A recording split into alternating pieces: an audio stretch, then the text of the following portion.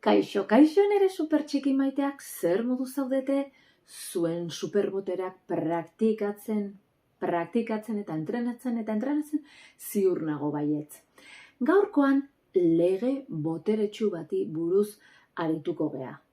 Konturatu ezkeo nolakoa dan, kristolako aurrerakuntza egingo dugu. Badakizu zein lege den? Kausa eta efektuaren legea. Hau da, orain ulertuko duzu da. Pentsatzen duzun hori edukiko duzu. Bai? Beraz, oso adi egon behar gea zertan ari garen pentsatzen une oro. Zu adi egoten zea? Ikusiko dugu, bideo honekin konturatuko zea adi zauden edo ez. Aurrera nere supertxikiak eta nere superfamilia.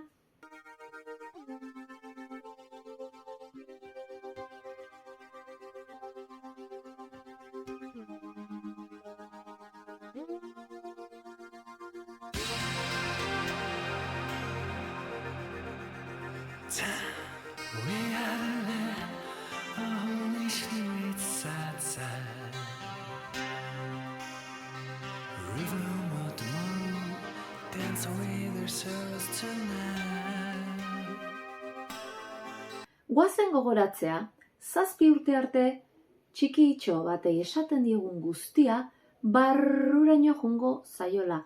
7 urte arte ez du epaitzeko gaitasunik, beraz dena irentsi eta sinesten du.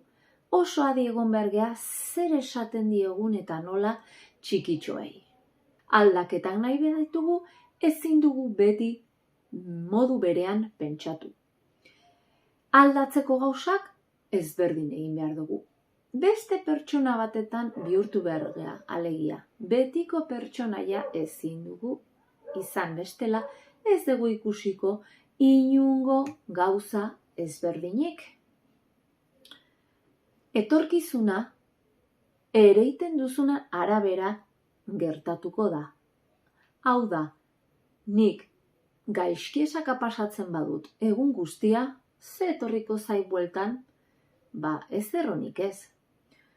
Ni nere semei esaten diet, txutxumutxurik ez, hitz egin gauzak, eta nere ikaslei ere batez ere 5. mailan hasten dira, pixka bat, txutxumutxu edo atzetik ibiltze hori, eta horrek kalte handia egiten du, eta bueltan, ez zaizute zeronik itzuliko. Beraz zein da sekretu nagusia? Zuk pentsatu, sentitu eta egiten duzuna, bueltan etorriko zaizula. Hori da, kausa eta efektuaren legea. Zergatik, ze zuk egiten duzunarekin erreakzio bat etorriko zaizu bueltan. Pentsatzen duzunak eta egiten duzunak efektu bat du. Beraz, bueltan etorriko zaizu.